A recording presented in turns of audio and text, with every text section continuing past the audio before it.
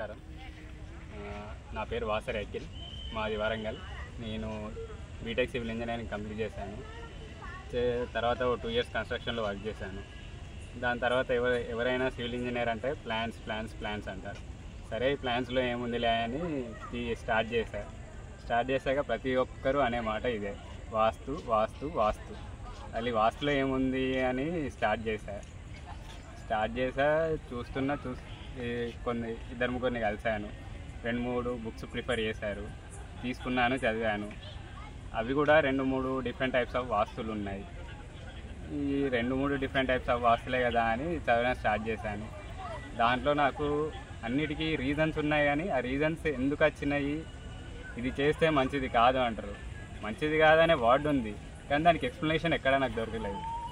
అలా అని చెప్పి నాకు బుక్స్ రిఫర్ చేసిన వాళ్ళని కన్సల్ట్ అయ్యాను. వాళ్ళ దగ్గర కనుక్కున్నాను. నాకు వాళ్ళు చెప్పిన ఆన్సర్లు ఫుల్ఫిల్ అవ్వలేదు. ఇలా ఫుల్ఫిల్ అవ్వలేదు కానీ వదిలిపెట్టకుండా వెతికాను. ఎంత వెతికినా నాకు వాటికి కరెక్ట్ రీజన్స్ అనేది దొరకలే. అసలు ఈ రీజన్స్ లేకుండా ఇంతమంది ఎలా నమ్ముతున్నారు అనే క్వశ్చన్ మార్క్ దగ్గర ఆగిపోయాను. అసలు ఇంతమంది నమ్ముతున్నారు కాబట్టి నేను కూడా నమ్మాలా, లేదా అసలు వీటికి రీజన్ లేదా? నాకు చాలా క్వశ్చన్స్ ఉండే. ఈ క్వశ్చన్స్ మధ్యలో, కన్ఫ్యూజన్స్ మధ్యలో నాకు ఏం చేయాలో అర్థం కాక అక్కడితో ఆపేశాక నాకు శ్రేణికుమార్ సార్ గురించి తెలిసి యూట్యూబ్లో ఆ ప్లాన్స్ చూడడం స్టార్ట్ చేశాక నాకు దానిలో మెయిన్గా 2 పాయింట్స్కి అట్రాక్ట్ అయ్యాను. ఒకటి ఇంట్లో ఎయిర్ ఫ్లో, ఇంకోటి లైట్ ఫ్లో. ఇవి 2 అనేది చాలా బాగున్నాయి ఇంట్లో. అసలు ఇంత ఇలా ఎలా ప్లాన్ ఇస్తున్నారు, ఈ ఎయిర్ ఫ్లో అనేది, లైట్ ఫ్లో అనేది అంత బాగా రావడానికి అని స్టార్ట్ చేసి చాలా వీడియోస్ చూశాను. వాటిని కూడా డీకోడ్ చేద్దామని ట్రై చేశాను. ఎంత ట్రై చేసినా ఎక్కడో పాయింట్ వరకు వచ్చి ఆగిపోయేవాడిని. సరే ఏం చేద్దాం, దీన్ని ఎలా నేర్చుకుందామని చూస్తున్న క్రమంలో సార్ క్లాసులు చెప్తాను, so and so fees, so and so డేట్స్లో క్లాస్ చెప్తానని అనౌన్స్ చేశారు. సరే ఇంత ట్రై చేస్తాము కదా, ఈ వాస్తులో కూడా ఏముంది, ఇందులో కూడా క్వశ్చన్స్ ఉన్నాయా, ఇందులో కూడా ఆన్సర్లు ఉన్నాయా అని తెలుసుకుందామనే ప్రాసెస్లో క్లాస్లో జాయిన్ అయ్యాను. ఆన్లైన్లో క్లాసులు చెప్పడం స్టార్ట్ చేశారు. ఇప్పటివరకు జూమ్ మీటింగ్లో ఒక 100 వరకు క్లాసెస్ అయ్యాయి. ఇప్పుడు 3 days ఆఫ్లైన్ క్లాసెస్ జరుగుతున్నాయి. ఇంత ప్రాసెస్లో అసలు నేను అట్రాక్ట్ అయిన పాయింట్ ఒకటి, కానీ ఇళ్ళకొచ్చి చూశాక అసలు ఆ పాయింట్ అనేది 1%, కానీ అంతకు మించి ఉంది ఇందులో. కాకపోతే ప్రతిదానికి ఎక్స్ప్లెనేషను, రీజన్స్, అసలు అది ఎక్కడికి వెళ్ళి తీసుకున్నాం, ఎలా తీసుకున్నాం, ఒకదానికి రీజన్ ఇచ్చాను అని అంటే ఇది ఏ బుక్లోకి వెళ్ళి తీసుకున్నా, ఏ స్థపతి చెప్పాడు, ఏ స్కాలర్ చెప్పాడు, ప్రతిదానికి ఒక పాయింట్ ఉంది. ఎక్కడికి వెళ్ళి తీసుకున్నాం, ఎలా వచ్చింది, అక్కడికి వెళ్ళి వాళ్ళేదో రాశారు, సింపుల్గా వాళ్ళు రాశారు కాబట్టి మనం తీసుకున్నాం అన్నట్లేదు.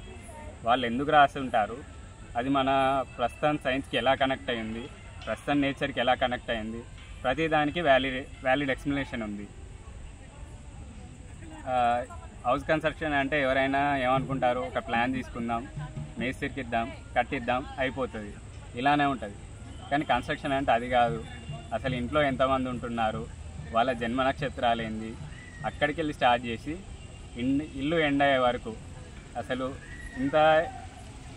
నాకు తెలిసి ఏదో ప్లాన్ తీసుకున్నామో, కన్స్ట్రక్ట్ చేసామో, ఎండ్ అవుతుంది. కానీ దీనిలో జన్మ నక్షత్రాలు ఉంటాయి, ఎంతమంది ఉంటారు, వాళ్ళకి సెట్ అయ్యే నక్షత్రం తీసుకోవాలి, దాని నుంచి ఆయాది నెంబర్ తీసుకోవాలి, దాన్ని తగ్గట్టు డిజైన్ చేయాలి. అప్పుడే ఆ ఇంట్లో ఉన్న వాళ్ళకి ఈ పాజిటివ్ ఎఫెక్ట్ ఉంటుంది, మంచిగా ఉంటుంది అని. ఇలా నేను చాలా కొత్త విషయాలు నేర్చుకున్నాను. ఒక నిమిషం పాజిటివ్. అసలు మన దగ్గర జనరల్గా ఫాలో అయ్యేది సౌత్ కానీ వెస్ట్ కానీ అసలు తీసుకోవద్దు అంటారు. అసలు నేచర్ అనేది మనకు అన్నీ ఇస్తుంది. అన్నీ ఇచ్చినప్పుడు నార్త్ సౌత్ మాత్రం ఎందుకు ఇవ్వదు? ఆ పాయింట్ ఆఫ్ వ్యూలో కూడా చాలా డిస్కషన్స్ జరిగాయి. ఆ పాయింట్లో కూడా చాలా వ్యాలిడ్ రీజన్స్ దొరికాయి.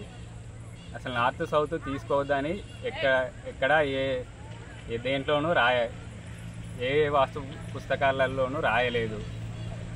దీంట్లో మీకు పాసిబిలిటీ ఉంటే తీసుకోండి, అవి కూడా మంచిగానే ఉంటాయని ఉంది. అసలు ఈ మిస్కాన్సెప్షన్ అనేది సగం వాస్తు నాలెడ్జ్తోని సగం సగం వాస్తు నాలెడ్జ్తోని వాళ్ళు ప్రొపగేట్ అంటే సగం సగం వాస్తు నాలెడ్జ్తోని ట్రాన్స్ఫర్ చేయడం వల్ల ఇప్పుడు బయట జరుగుతున్న వాస్తు నడుస్తుంది. అదైతే కరెక్ట్ కాదు. ఎందుకంటే ఏదైనా ఒక పాయింట్ మనం వేరే వాళ్ళకి చెప్తున్నామంటే దానికి కరెక్ట్గా తెలుసుకున్నాకే చెప్పాలి. అది నా ఉద్దేశం. సో నాకు ఈ వాస్తు, ఈ స్థాపత్య వేద వాస్తు అనేది అయితే ఈ గుడ్ ఎక్స్ప్లెనేషన్ విత్ వ్యాలిడ్ స్థపతిస్ ఇచ్చిన వ్యాలిడ్ పాయింట్స్తో నాకు మంచిగా అనిపించింది. సో నేనైతే ఎవరైనా నేర్చుకునే వాళ్ళు ఉంటే రికమెండ్ చేస్తాను. మీరు కూడా ఏదో నేను చెప్పానని గుడ్డిగా నమ్మకుండా మీరు రీసెర్చ్ చేయండి, మిగతా వాస్తులు తెలుసుకోండి, ఈ వాస్తు తెలుసుకోండి. అప్పుడు మీకే అర్థమవుతుంది అది ఫాలో అవ్వాలా, ఇది ఫాలో అవ్వాలా. ఇదొకటే ఫాలో కాండి అని నేనేం చెప్పాను, అదొకటే ఫాలో కాండి అని చెప్పాను. ముందు అది తెలుసుకోండి, ఇది తెలుసుకోండి. అప్పుడు మీరే ఓన్గా డిసైడ్ కావచ్చు. ఈ నాలెడ్జ్ని నాకు నేర్చుకునే అవకాశం ఇచ్చిన శ్రీనికుమార్ సార్కి ధన్యవాదాలు.